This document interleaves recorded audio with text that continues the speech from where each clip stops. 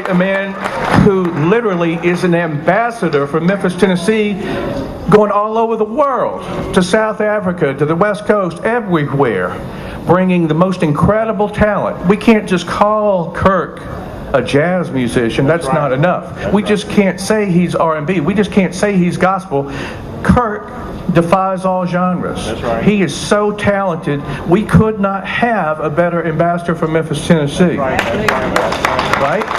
Our first speaker is a holder of a brass note and another great ambassador, taking Memphis music all over the world for the past 50 years. Mr. David Porter is in the house, the original soul man. Would you come up? The reason I'm in the presence of some of the smartest people on the planet that you were wise enough to come and celebrate one of the greatest assets to world music that exists in the world, and that's Kirk Whalum.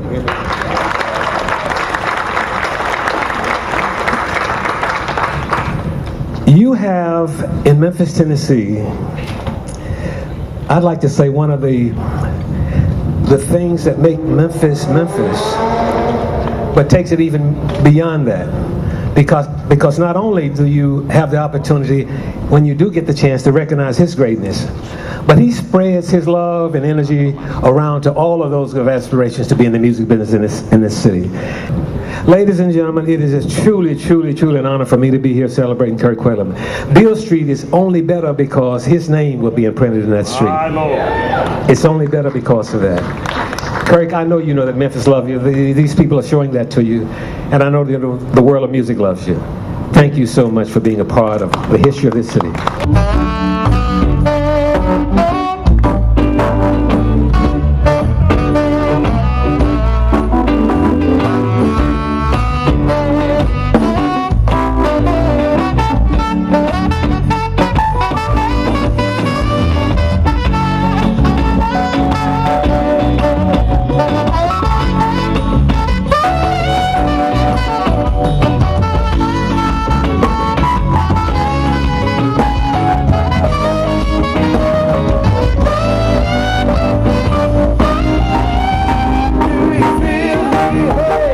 We have talked about the wonderful music that Kirk Whalum makes, and that is absolutely true. But that is half the story, if that.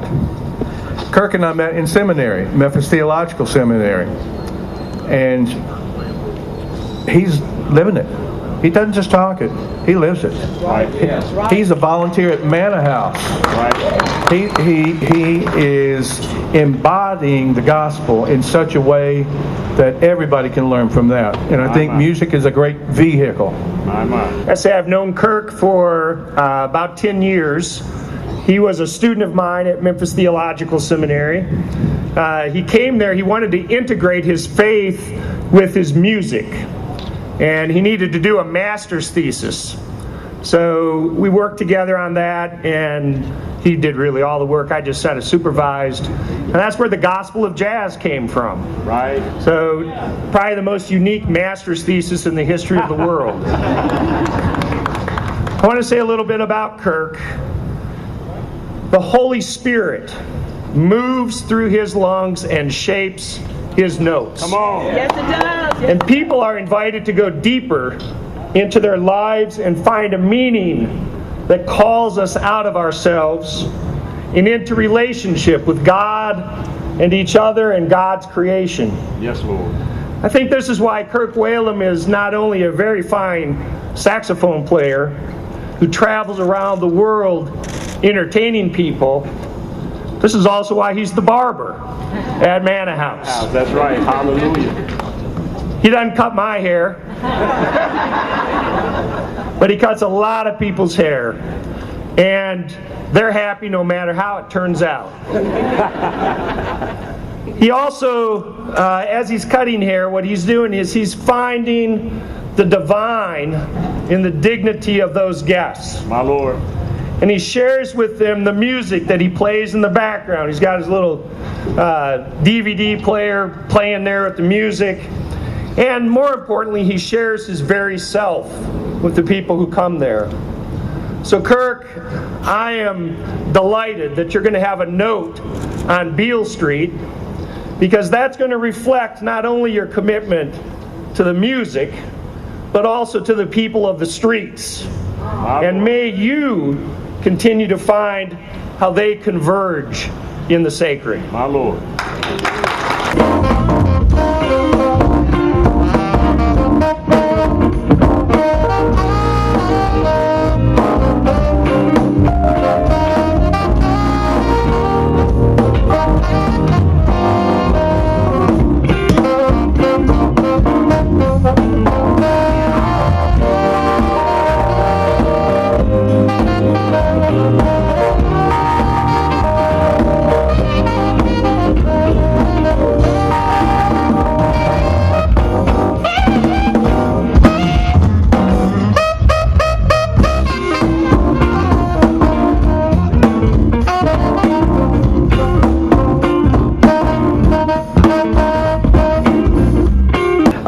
I do want to call up now the Reverend Kirk Whalum, who knows probably more about Kirk Whalum than the rest that was put together, but we've asked it to keep it nice and civil. Thank you, Ken. Y'all give it up for Ken and his leadership. Give it up for the Halloran Center. Give it up again for all of the leaders in this space. Kirk Whalum. Kirk Whalum. Kirk Whalum. Got a perfect last name. When you say his name, Whalum, it stirs up the wind. It stirs up an activity. It stirs up a creative force. Kirk is an excellent representative of our last name, Whalum. Yes. If you can't beat him, Whalum. You've heard the phrase, my brother from another mother. Kirk Whalum is my brother from the same mother. And that same mother sitting right there, Mary Helen Pettis Whalum Rogers. Y'all give it up for my mom.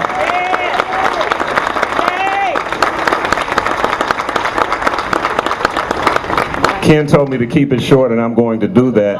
I just want to say a couple of more things. Kirk Whalum, as has been said, is not just a musician. He's the father of at least one musical genre. My brother Kirk Whalum created the gospel jazz format. That's my story, and I'm sticking to it. And if he didn't create it, he certainly has perfected it. Yes, he has. Kirk Whalum is one of the only musicians in the history of the world. If you're listening to a record, all it takes is 2 or 3 notes and you know exactly who it is on the horn. That's the creative power of the Holy Spirit. Kirk's spirit transcends records. It transcends genres. Kirk, for good reason, was called by Whitney Houston Bishop, because he truly is a spiritual overseer for men and women who might never darken the door of a church. Right. But because of his example and his genuine love, he's led many souls to Christ. The most important thing I can say, I think, about Kirk, and it is with a bittersweet countenance, is that Kirk Whalum is a product of Memphis public schools. Oh, yeah.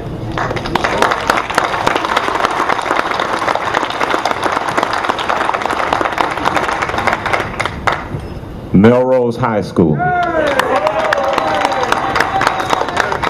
2 round, 3 down. Y'all don't know nothing about that. Kirk is a product of a public school system that was proud to call itself Memphis City Schools. And Kirk is going to be one of the reasons we will one day again have a public school system that we call Memphis Schools. It is my honor. I love my brother. I respect my brother. I submit to his genius. And I thank God for him. Thank God for you. Kirk Whalum. Y'all help me say Kirk Whalum. Take a minute. Here we go. Grab a corner. Ready? Here we go. Yes.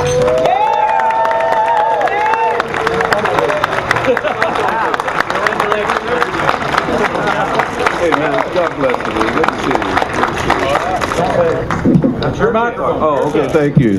Thank you very much to these folks who made this possible. And as well to J.W. Gibson. I don't know if he's here, but he's also been very much a part of making this work. And I am truly humbled by this moment. I just describe it like this.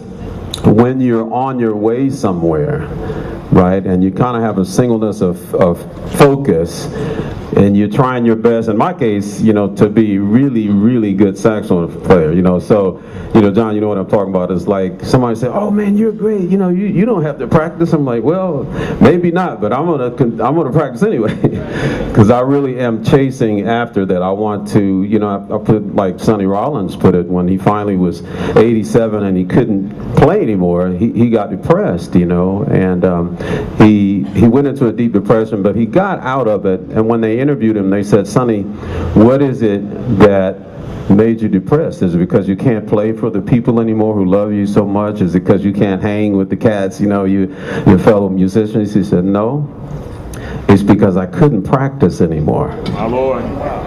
Right, so in other words, the idea of, well, if you get an accolade, or if you're fortunate to play for a beautiful audience like this, that's really icing on the cake.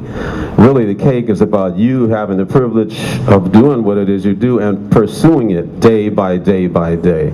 So that is how I feel about this moment, man. I'm just going to continue, and there may come a day, maybe, that I will say, you know what, dang it, I deserve a note on Beale Street. That may happen, but just in case it doesn't, just because I don't feel that way, I am absolutely just blown away, humbled by this moment, and that's all I can say is thank you. I want to make sure you meet again. When I was 12, I started playing the saxophone because in the city schools, they made sure that kids had access to instruments. And so I'm hoping that we can get back to that and we'll get music back in the schools. But I was 12, and man, I was blown away by the saxophone. It looked like a big piece of jewelry. Well, 3 years later, I met the love of my life, and she is my girlfriend. Right, so for 45 years now, I've had this girlfriend, and she went to Bellevue and Central, but her name is Ruby, and I'm just going to ask her to stand.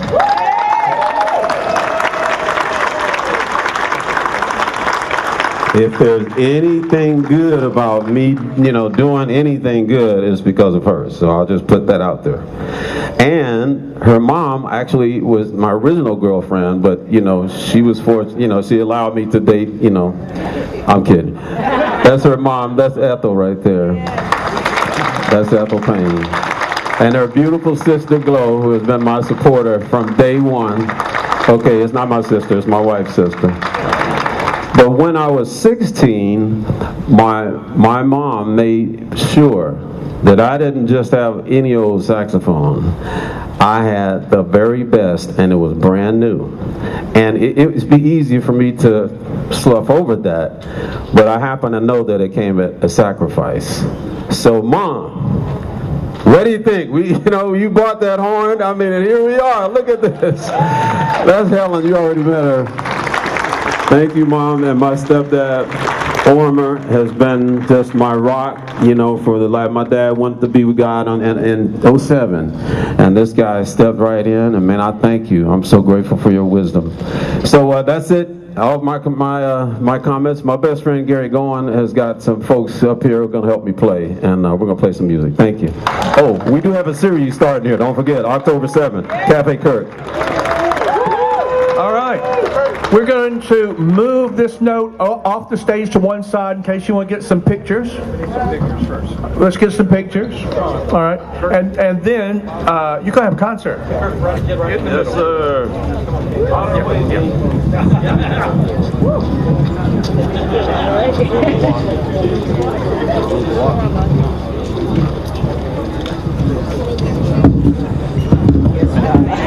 You're right.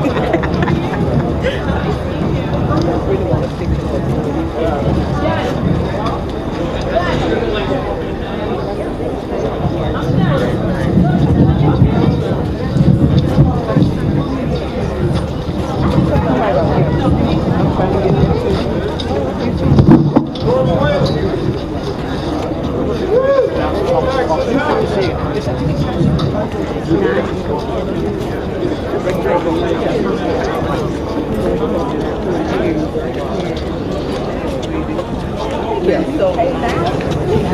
All right, a few more photos, then we will move this so that you can get some more photos with it to the side. But we've got a great concert coming up for you here. This hardly ever happens. This is a ceremony and a show. There's food trucks over here. Our friends at the Halloran Center, I'm told, have food beverage station inside. So settle in, enjoy your lunch hour, and it's going to be rocking.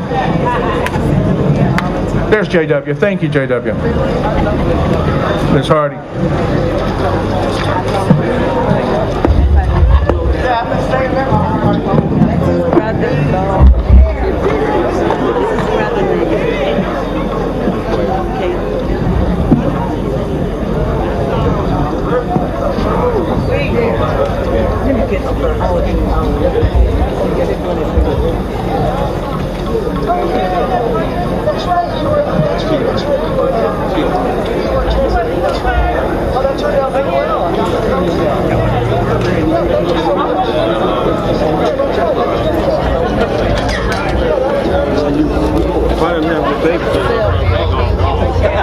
Hey, how you doing? I appreciate it.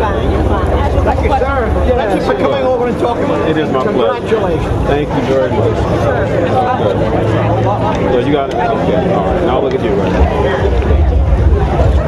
Do you need help? Make it quick. We know you got a concert. Don't worry. They need to tune up anyway. So, what does this mean to you? A lot of people coming here to celebrate you and honor you. What does this mean? Yeah. Well, so first of all, I participated in the same presentation for the great Charles Lloyd. Right? So Charles Lloyd is my avatar. He is the guy who's still doing at almost 80, what I hope to do with my life, and that is to really, really be a blessing and to be a force of music that is spiritual and that connects people with music in Memphis. Right? It's like Memphis is all over everything I do. Whenever I do sessions, whoever, they really want Memphis. And so for me to receive a brass note on Beale Street in Memphis, it's huge. I just can't outwrap the words. And you're continuing to work, and you have shows, and tell us a little bit about that. Yeah. So I'm actually just about to release not only an album, but also a documentary. It's called Humanité. I used to live in France, and so it's humanity. It's collaborations with 16 artists from 8 different countries. And so the documentary is the making of that process. So at 60, that was my birthday present to myself. Record company, so we can't afford that. I said, no problem, I'll chip in myself, because it was just important for me to make this project. So Humanité is what people will be hearing about now for a while. Hashtag Humanité with an E on the end. And so doing this series will start October 7th. The first Sundays, right? Every other month for a while, but first Sunday starting October 7th, right here at the Halloran. It's called Cafe Kirk. Hashtag Cafe Kirk, both K's. And so that's going to be where people can come and hang out. I'll have special guests. Oh man, I got some really amazing folks. Jonathan Butler, people like that. They'll be folks. Awesome. You are a product of Memphis City Schools. Tell us about the importance of the arts and how it helped you get to this point. Well, again, you could say that Memphis City Schools saved my life because it was the focus that I needed. They gave me the tools. They didn't assume, well, if your parents can afford an instrument, then you can be in this building. No, we got that. All you need is a desire to do it. And for me, that is so very important, especially because music is really, it's kind of what colors between the lines. If you just have a sketch of life, music is what colors between the lines. So then you can go and be a better doctor, all right? You can be a better computer programmer, a better plumber, whatever you do. Music is that thing that fills it out. Music and art. So that was the case for me right in there. Anything else you want to say that we didn't hear from you? Absolutely. October 7th, Cafe Kirk, right at the Halloran Center, 6 p.m. We want to sell the thing out. So let's let Memphis. They said, well, you're from here. I don't know if you enjoy crowds here. I said, well, let's see about it. October 7th, right here at the Halloran. Mr. Whalum, Thank you. Bless you. how would you describe this point? How do you describe this day? Well, so this day is serendipitous in every single way.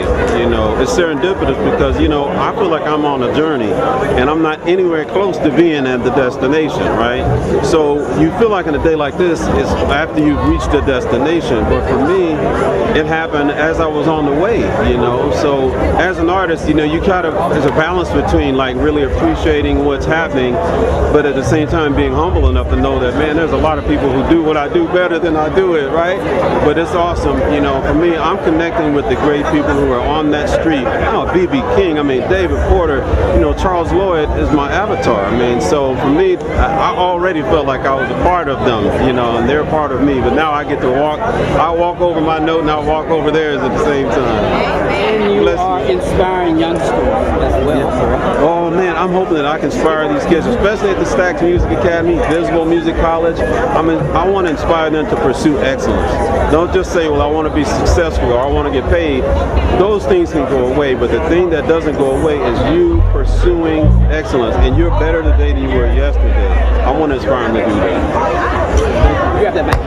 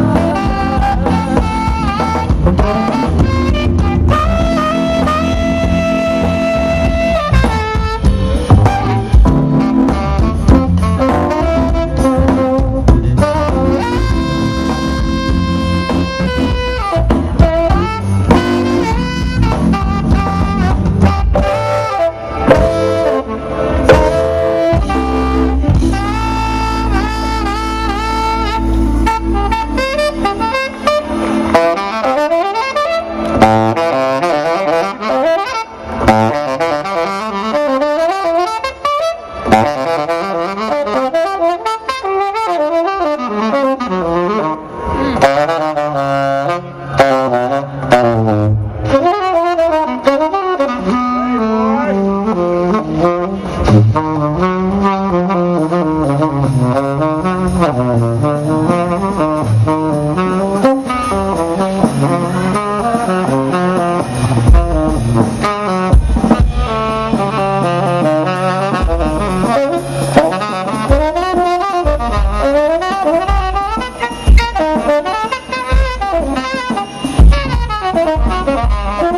you.